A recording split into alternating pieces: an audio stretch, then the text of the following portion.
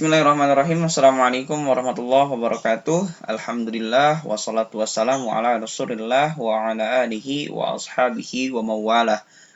Allahumma shalli ala sayyidina Muhammad wa ala ali sayyidina Muhammad. Baik teman-teman yang saya cintai dan banggakan, siswa-siswi SMP PGRI Dago Pakar Kabupaten Bandung, kembali lagi di kuliah kerja nyata tematik membangun desa melalui bidang pendidikan dan ekonomi dalam implementasi MBKM pada masa pandemi COVID-19. Pada video kali ini kita akan membahas mengenai hukum mimati part kedua, yaitu hukum idgham mutamatsilin, yang mana di video sebelumnya kita sudah membahas tentang idhar, ikhfa, iklab, dan juga idgham, yang mana itu merupakan hukum nun mati atau tanwin. Dan kemarin juga kita telah membahas mengenai hukum daripada ikhfa syafawi. Nah, adapun untuk sekarang kita masih di penguatan materi tajwid di hukum idgham mutamatsilin.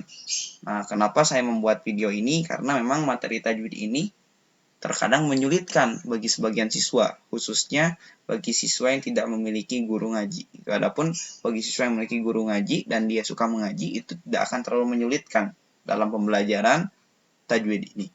Nah, kita langsung saja menuju pengertian daripada idgham mutamatsilin. Idgham mutamatsilin secara bahasa itu berarti memasukkan dua huruf yang sama makhraj dan sifatnya.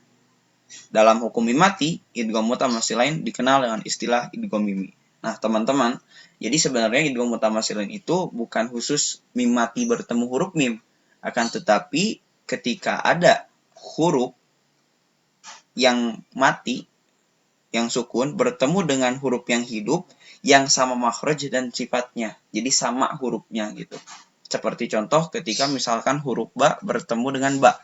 Ba sukun bertemu dengan ba hidup.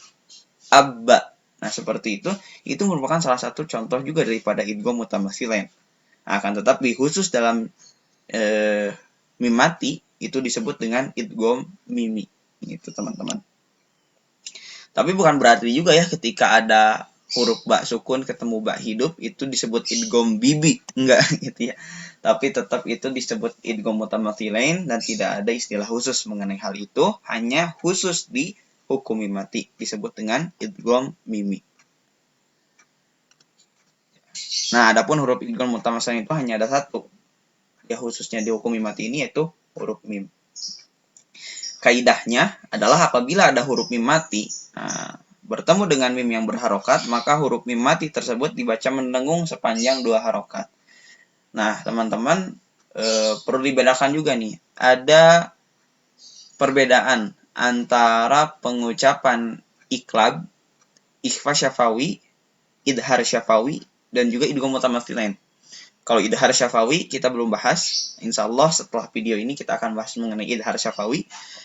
Nah, sekarang kita bahas dulu nih, apa perbedaan antara pembacaan idgham mutamatsilin dengan iklab ataupun ikhfa syafawi.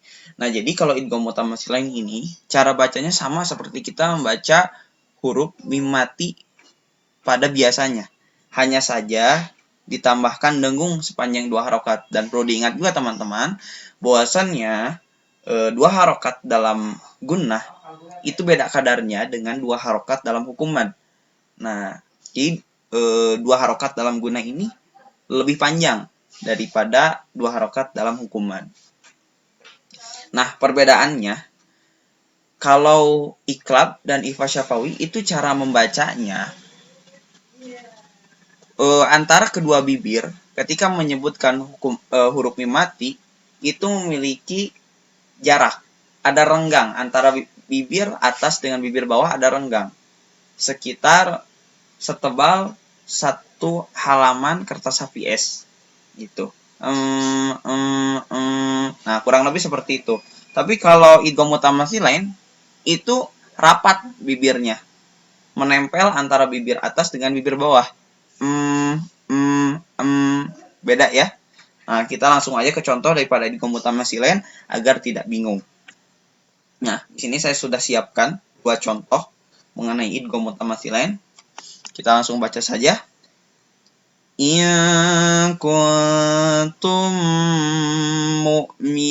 mu'minin. Nah, gitu teman-teman ya.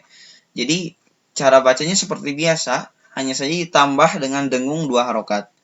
Ya kuntum mu'minin.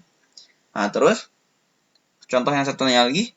Wa yaj'aluna lillahil banati subhanahu wa lahum ma yashtahun. Nah, jadi seperti itu ya. Walahum ma. Nah, ditahan dulu 2 harokat.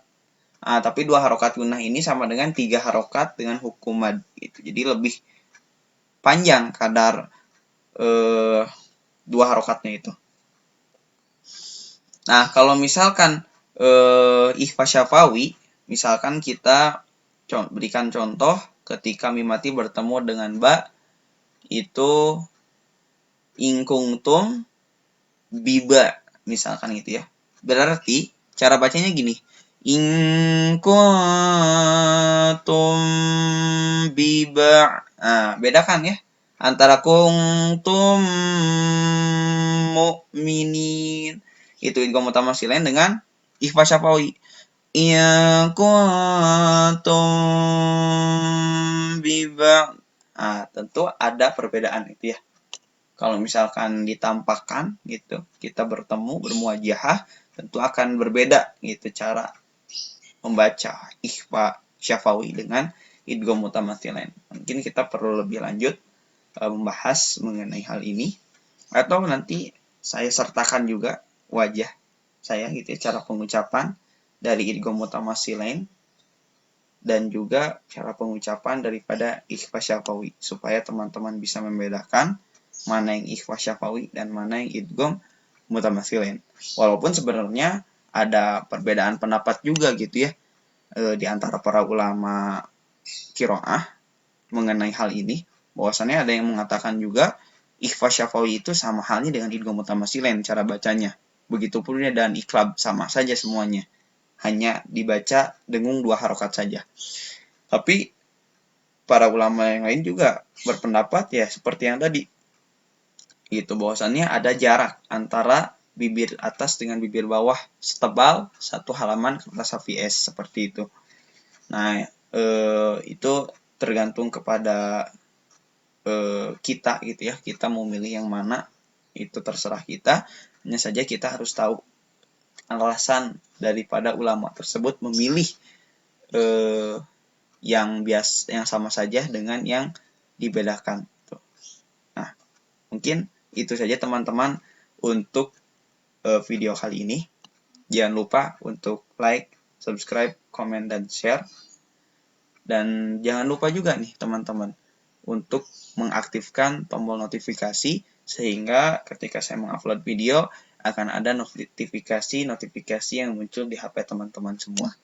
Terima kasih atas perhatiannya. Assalamualaikum warahmatullahi wabarakatuh.